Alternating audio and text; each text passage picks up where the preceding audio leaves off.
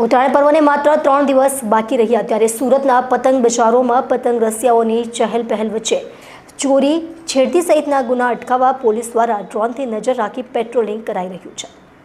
ઉત્તરાયણ પર્વને હવે ગણતરીના દિવસો જ બાકી રહ્યા છે ત્યારે સુરતી લાલાઓ પતંગ દોરાની ખરીદીમાં લાગી ગયા છે। શહેરના પ્રખ્યાત પતંગ બજાર એવા ડબકરવાડમાં પતંગ દોરાની ખરીદીમાં લોકોની ભીડ જામી છે।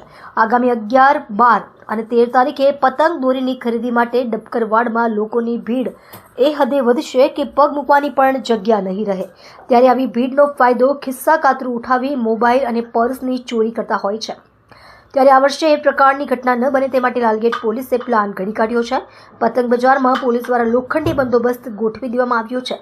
લાલગેટ પોલીસ સ્ટેશનના પીઆઈ એનએમ ચૌધરીએ જણાવ્યું હતું કે ઉત્તરાયણ પર્વને ગણતરીના દિવસો જ બાકી છે ત્યારે લાલગેટ પોલીસ સ્ટેશનના ડબકરવાડ વિસ્તારમાં ખૂબ જ ભીડ રહેતી હોય છે। આ દરમિયાન મોબાઈલ અને પર્સ સ્નેચિંગની ઘટનાઓ બનતી હોય છે। આવી ઘટનાઓ ન બને તે માટે ચુસ્ત બંદોબસ્ત ગોઠવી દેવામાં આવ્યો છે। સાથે ડ્રોન કેમેરા દ્વારા નજર રખાશે અને બજારના બંને બાજુ બેરિકેડિંગ કરી પોલીસ બંદોબસ્ત ગોઠવેલ છે। આ સિવાય ધાબા પોઈન્ટ પણ રાખવામાં આવ્યા છે જ્યાંથી દૂરબીનથી શંકાસ્પદ મૂવમેન્ટ પર પણ નજર રાખી રહી છે।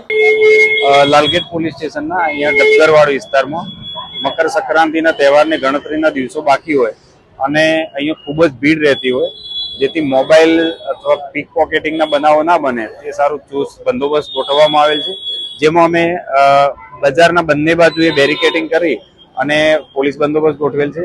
આ સિવાય ધાબા પોઈન્ટ પણ રાખવામાં આવેલ છે જ્યાંથી દૂરબીનથી બાયનોક્યુલર રાખી અને જો કોઈ શંકાસ્પદ મુવમેન્ટ હોય તો એ વોકી ટોકી મારફતે અમને જાણ કરશે।